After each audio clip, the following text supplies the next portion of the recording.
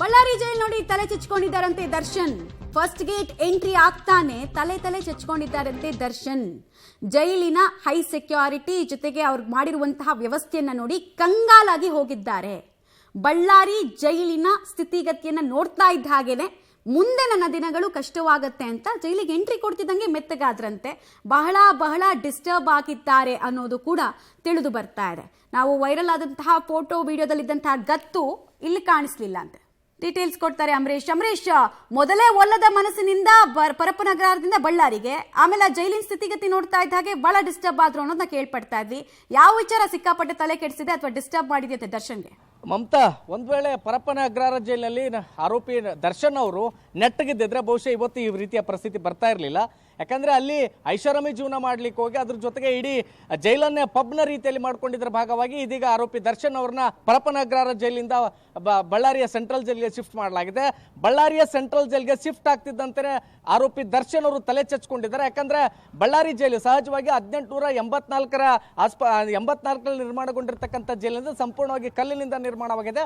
ಅದೇ ಹಳೆಯ ಕಟ್ಟಡ ಇದೆ. ಹೀಗಾಗಿ ಅದೇ ಹಳೆಯ ಕಟ್ಟಡದಲ್ಲಿ ಇದೀಗ ದರ್ಶನ್ ಅವ್ರನ್ನ ಇರಿಸ್ತಾ ಇರೋದ್ರ ಭಾಗವಾಗಿ ಜೈಲಿನ ಒಳಗಡೆ ಎಂಟ್ರಿ ಆಗ್ತಲೇ ತಲೆ ಚಚ್ಕೊಂಡಿದ್ರೆ, ಅಯ್ಯೋ ನಾ ಈ ಜೈಲಲ್ಲಿ ಇರ್ಬೇಕಾ, ಈ ಜೈಲಿಗೆ ನಾನು ತಂದು ಹಾಕಿದ್ರ ಅಂತೇಳಿ ಸಹಜವಾಗಿ. ಯಾಕಂದ್ರೆ ಬಳ್ಳಾರಿ ಜೈಲ್ ಅಂದ್ರೆ ಯಾರೆಲ್ಲ ಒಂದಿಷ್ಟು ಆರೋಪಗಳನ್ನು ಮಾಡಿರ್ತಾರೆ ಅವರಿಗೆ ಹೆಚ್ಚುವರಿ ಶಿಕ್ಷೆ ಅನ್ನುವಂಥ ನಿಟ್ಟಿನಲ್ಲಿ ಈ ಒಂದು ಬಳ್ಳಾರಿ ಜೈಲಿಗೆ ಆರೋಪಿಗಳನ್ನು ತಂದಾಕ್ತಾರೆ ಅನ್ನುವಂಥ ಮಾತನ್ನ ನಾವು ಕೂಡ ಹೇಳ್ತಾ ಇದ್ವಿ. ಅದ್ರ ಭಾಗವಾಗಿ ಇದೀಗ ಬಳ್ಳಾರಿ ಜೈಲಿಗೆ ಎಂಟ್ರಿ ಆಗುತ್ತಲೇ ಆರೋಪಿ ದರ್ಶನ್ ಅವರು ಇದೀಗ ತಲೆ ಚಚ್ಕೊಂಡಿದ್ರೆ, ಅಯ್ಯೋ ನಾನು ಈ ಜೈಲಲ್ಲಿ ಇರ್ಬೇಕಾ ಅನ್ನುವಂಥದ್ದನ್ನ. ಯಾಕಂದ್ರೆ ಬಳ್ಳಾರಿಯ ಒಂದಿಷ್ಟು ಹೈ ಸೆಕ್ಯೂರಿಟಿ ಸೆಲ್ಗಳಿದೆ, 13 ಹೈ ಸೆಕ್ಯೂರಿಟಿ ಸೆಲ್ಗಳು.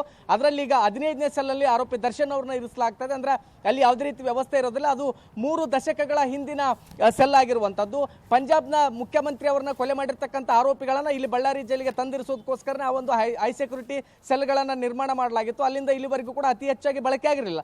ಬದಲಾಗಿ ಇದೀಗ ಸದ್ಯ 11 ಆರೋಪಿಗಳು ಮಾತ್ರ ಇದೀಗ ಆ ಒಂದು ಹೈ ಸೆಕ್ಯೂರಿಟಿ ಸೆಲ್ ಅಲ್ಲಿ ಇದ್ದಾರೆ. ಹೀಗಾಗಿನೇ ಇದೀಗ ಆ ಒಂದು ಹೈ ಸೆಕ್ಯೂರಿಟಿ ಸೆಲ್ ನ 15ನೇ ಕೋಣೆಯಲ್ಲಿ ಆರೋಪಿ ದರ್ಶನ್ ಅವ್ರನ್ನ ಇರಿಸಲಾಗ್ತಾ ಇದೆ. ಅಲ್ಲಿಗೆ ಹೋದ ತಕ್ಷಣ ಅವರು ಗಾಬರಿ ಆಗಿದ್ರೆ, ಶಾಕ್ ಆಗಿದ್ರೆ, ಈ ಒಂದು ಕೋಣೆಯಲ್ಲಿ ನನ್ನ ಇರಿಸ್ತಾರೆ ಅನ್ನುವಂಥ ನಿಟ್ಟಿನಲ್ಲಿ.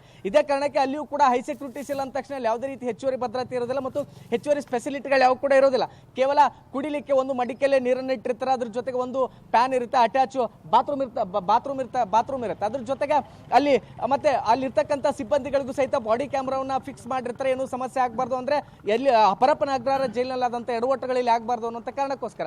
ಇದೇ ಕಾರಣಕ್ಕೆ ಜೈಲಿಗೆ ಎಂಟ್ರಿ ಆಗುತ್ತಲೇ ಆರೋಪಿ ದರ್ಶನ್ ಅವರು ಗಾಬರಿ ಆಗಿದ್ದಾರೆ, ಶಾಕ್ ಆಗಿದ್ರೆ, ಓ ನನ್ನ ಈ ಜೈಲಿಗೆ ತಂದಿಟ್ರ ಅಂತೇಳಿ. ಒಂದ್ ವೇಳೆ ಪರಪ್ಪನ ಅಗ್ರಹಾರ ಜೈಲಲ್ಲಿ ನೆಟ್ಟಗಿದ್ದಿದ್ರೆ ಬಹುಶಃ ಇವತ್ತು ಈ ರೀತಿಯ ಪರಿಸ್ಥಿತಿ ಬರ್ತಾ ಇರಲಿಲ್ಲ. ಹೀಗಾಗಿ ಒಳಗಡೆ ಎಂಟ್ರಿ ಆಗ್ತಾ ಒಂದ್ ರೀತಿಯಿಂದ ಶಾಕ್ ಆಗಿದ್ದಾರೆ. ಮಮತಾ, ಅಂಬರೀಶ್, ಜೈಲಿನ ಒಳಗೆ ಎಂಟ್ರಿ ಆದ್ಮೇಲೆ ಅಧಿಕಾರಿಗಳೇನಾದ್ರೂ ಮಾತಾಡಿಸೋ ಪ್ರಯತ್ನವನ್ನ ದರ್ಶನ್ ವಿಚಾರವಾಗಿ ಮಾಡಿದ್ರಂತ?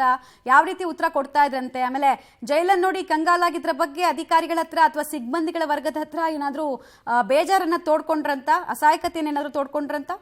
ಮಮತಾ, ಯಾವಾಗ ದರ್ಶನ್ ಅವರನ್ನ ಬಳ್ಳಾರಿ ಜೈಲಿಗೆ ಶಿಫ್ಟ್ ಮಾಡ್ತಾರೆ ಅನ್ನುವಂಥದ್ದು ಕನ್ಫರ್ಮ್ ಆಯಿತು, ಅವಾಗ್ನಿಂದಲೂ ಕೂಡ ಒಂಥರ ಡಿಪ್ರೆಷನ್ಗೆ ಹೋದ ರೀತಿಯಲ್ಲಿ ಇದ್ದಾರೆ. ಅದ್ರ ಜೊತೆಗೆ ಇವತ್ತು ಬೆಳಗ್ಗೆನೆ ಬಳ್ಳಾರಿ ಸೆಂಟ್ರಲ್ ಜೈಲ್ಗೆ ಕರ್ಕೊಂಡು ಬರ್ತಕ್ಕಂಥ ಕಾರಣದಿಂದಾಗಿ ಬೆಳಿಗ್ಗೆ ಟಿಫಿನ್ ಕೂಡ ಮಾಡಿರಲಿಲ್ಲ. ಮತ್ತೆ ಇವಾಗ ಮಧ್ಯಾಹ್ನದ ಊಟವನ್ನು ಕೂಡ ನಿರಾಕರಣೆ ಮಾಡ್ತಿದ್ದಾರೆ. ಇದೆಲ್ಲವನ್ನು ಗಮನಿಸಿದ್ರೆ ಖಂಡಿತವಾಗಿಯೂ ಕೂಡ ಒಲ್ಲದ ಮನಸ್ಸಿನಿಂದ ಅನಿವಾರ್ಯವಾಗಿ ಬಳ್ಳಾರಿ ಜೈಲಿಗೆ ಬರಬೇಕಾಗಿತ್ತು, ಬಂದಿದ್ದಾರೆ. ಹೀಗಾಗಿ ಅಲ್ಲಿರ್ತಕ್ಕಂಥ ಸಿಬ್ಬಂದಿಗಳ ಜೊತೆಗೂ ಕೂಡ ಅಂದ್ರೆ ಒಳಗಡೆ ಎಂಟ್ರಿ ಆಗುತ್ತಲ್ಲ ತಲೆ ಚಚ್ಕೊಂಡ್ರು ಅನ್ನುವಂಥದ್ದು ಕೂಡ ಅದೇ ಒಂದು ದಾಟಿಯಲ್ಲಿತ್ತು. ಅಂದ್ರೆ ಒಳಗಡೆ ಏನು ಜೈಲು ಸಿಬ್ಬಂದಿಗಳು ಅವ್ರನ್ನ ಒಳಗಡೆ ಸಲಿಗೆ ಕರ್ಕೊಂಡು ಹೋಗ್ತಾ ಇದ್ರೆ ಅವಾಗ್ಲೇನೆ ಒಂದಿಷ್ಟು ಅಸಹಾಯಕತೆನ ತೋಡ್ಕೊಡ್ತಾರೆ. ಅಂದ್ರೆ ಎಲ್ಲೋ ಒಂದ್ ಕಡೆ ಪಾಪ ಪ್ರಜ್ಞೆ ಇವತ್ತು ಕಾಡಿರ್ಬೋದೇನೋ, ಅಂದ್ರೆ ಇಲ್ಲಿವರೆಗೂ ಕೂಡ ಪಾಪ ಪ್ರಜ್ಞೆ ಕಾಡಿರಲಿಲ್ಲ.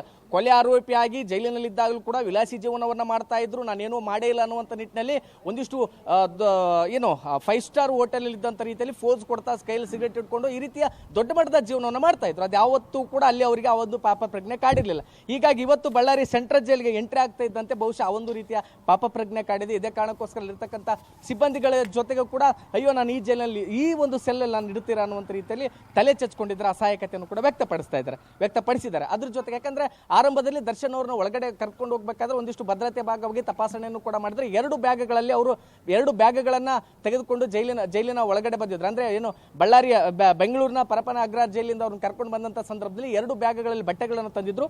ಭದ್ರತಾ ತಪಾಸಣೆ ದೃಷ್ಟಿಯಿಂದ ಎಲ್ಲಾ 2 ಬ್ಯಾಗ್ಗಳಿದ್ದಂತ ಬಟ್ಟೆಗಳನ್ನ ಕೆಳಗಡೆ ಹಾಕಿ ತಪಾಸಣೆಯನ್ನು ಮಾಡಿದ್ರು. ಮತ್ತೆ ಕೈಯಲ್ಲಿ ಒಂದು ಕಡಗವನ್ನು ಕೂಡ ಧರಿಸಿದ್ರು, ಅದನ್ನು ಕೂಡ ಬಿಚ್ಚಿದ್ರು. ಮತ್ತೊಂದು ಕಡೆ ಕೆಂಪು ದಾರವನ್ನು ಕಟ್ಕೊಂಡು ಬಂದಿದ್ರು, ಅದನ್ನು ಕೂಡ ಬಿಚ್ಚಿ ತದನಂತರದಲ್ಲಿ ಅವ್ರನ್ನ ಆರೋಗ್ಯ ತಪಾಸಣೆ BP ಶುಗರ್ ಎಲ್ಲವನ್ನು ಕೂಡ ಚೆಕ್ ಮಾಡಿ ನಂತರದಲ್ಲಿ ಒಳಗಡೆ ಬಿಟ್ಟಿದ್ದಾರೆ. ಆದ್ರೆ ಸದ್ಯಕ್ಕೆ ಇರುವಂತ ಮಾಹಿತಿ ಪ್ರಕಾರ ಒಳಗಡೆ ಹೋದ್ಮೇಲೆ ದರ್ಶನ್ ಅವರು ಸಾಕಷ್ಟು ಅಸಹಾಯಕರಾಗಿದ್ದಾರೆ, ಒಂದ್ ರೀತಿಯ ಬೇಸರವನ್ನು ವ್ಯಕ್ತಪಡಿಸ್ತಾ ಇದ್ದಾರೆ.